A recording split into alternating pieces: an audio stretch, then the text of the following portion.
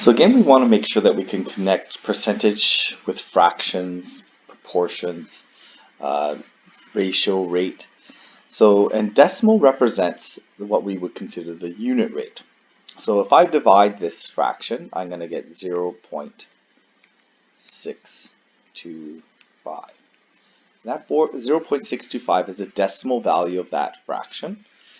It also represents our unit rate and our unit percentage, or decimal percentage. But we can convert this into actual percentage by moving that decimal place over 2 places, so we get 62.5%. Okay, so decimal to percentage is fairly straightforward. We move the decimal point over 2 places, so 0.72 becomes 72%.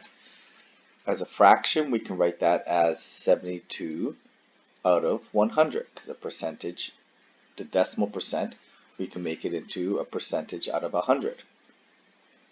It does share a common factor. Looks like it shares common factor of 4.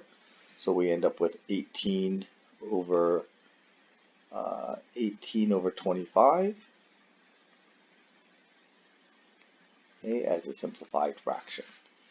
So 55% to convert into decimal, we just move the decimal point over 2 places to the left this time. And then we can write this as 55 out of 100, which simplifies to 11 out of 20 as a simplified fraction. Okay, so we want to make sure that we can make this connection fraction, percentage, decimal. Now, this example is shown in the red here. This is using percent as a multiplier. And again, it's really important to make sure that you first of all understand how percentages can be set up in a proportional equation. But you may have noticed in some of the questions that we can use the percent as a multiplier. So in these questions that we did up here, we talked about this a little bit up here, in that if I want to have my percentage as a multiplier, that multiplier is going to be the up and down multiplier. So for example here, the 1 over 5, if I divide 1 by 5, and as multiplier, I can find any multiplier by division. And then that up and down multiplier actually represents our decimal percentage. And we could either times or divide by that multiplier. We had a case here. We're going from top to bottom. Bottom to top is times.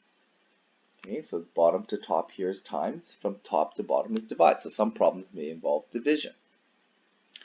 So we can use this times divide strategy since percentages are proportional equations. And proportions are to do with times and divide.